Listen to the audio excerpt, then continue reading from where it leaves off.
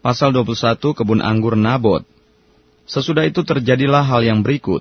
Nabot orang Yisrael mempunyai kebun anggur di Yisrael, di samping istana Ahab raja Samaria. Berkatalah Ahab kepada Nabot, berikanlah kepadaku kebun anggurmu itu, supaya kujadikan kebun sayur, sebab letaknya dekat rumahku.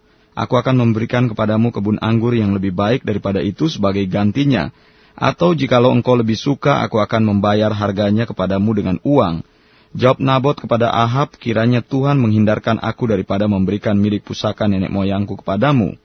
Lalu masuklah Ahab ke dalam istananya dengan kesal hati dan gusar, karena perkataan yang dikatakan Nabot orang Yisrael itu kepadanya. Tidak akan kuberikan kepadamu milik pusaka nenek moyangku. Maka berbaringlah ia di tempat tidurnya dan menelungkupkan mukanya dan tidak mau makan. Lalu datanglah Isabel istrinya dan berkata kepadanya, apa sebabnya hatimu kesal sehingga engkau tidak makan?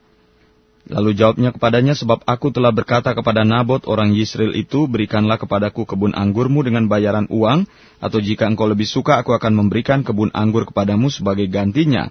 Tetapi sautnya, tidak akan kuberikan kepadamu kebun anggurku itu. Kata Isabel istrinya kepadanya, bukankah engkau sekarang yang memegang kuasa raja atas Israel? Bangunlah, makanlah, dan biarlah hatimu gembira. Aku akan memberikan kepadamu kebun anggur Nabot orang Yisrael itu. Kemudian ia menulis surat atas nama Ahab, memeteraikannya dengan meterai raja, lalu mengirim surat itu kepada tua-tua dan pemuka-pemuka yang diam sekota dengan Nabot. Dalam surat itu ditulisnya demikian, maklumkanlah puasa dan suruhlah Nabot duduk paling depan di antara rakyat. Suruh jugalah 2 orang dursila duduk menghadapinya dan mereka harus naik saksi terhadap dia, dengan mengatakan engkau telah mengutuk Allah dan raja. Sesudah itu bawalah dia keluar dan lemparilah dia dengan batu sampai mati.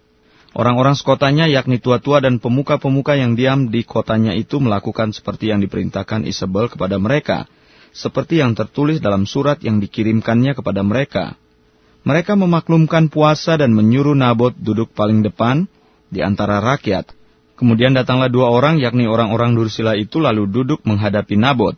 Orang-orang dursila itu naik saksi terhadap Nabot di depan rakyat, katanya, Nabot telah mengutuk Allah dan raja. Sesudah itu mereka membawa dia keluar kota, lalu melempari dia dengan batu sampai mati. Setelah itu mereka menyuruh orang kepada Isabel mengatakan, Nabot sudah dilempari sampai mati.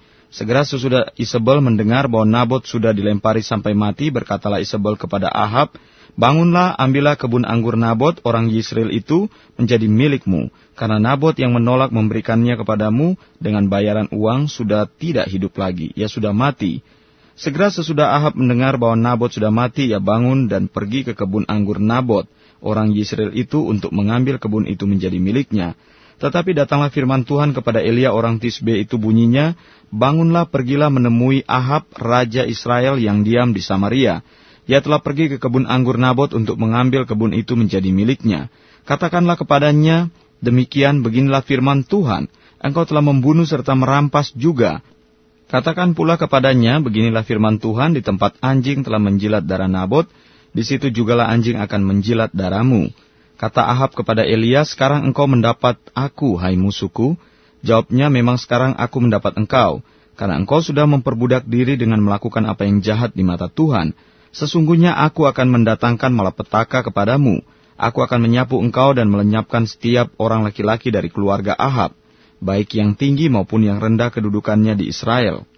Dan aku akan memperlakukan keluargamu sama seperti keluarga Yerobeam bin Nebat, dan seperti keluarga Baesa bin Ahia, oleh karena engkau menimbulkan sakit hatiku, dan oleh karena engkau mengakibatkan orang Israel berbuat dosa. Juga mengenai Isabel, Tuhan telah berfirman, anjing akan memakan Isabel di luar tembok Yisrael.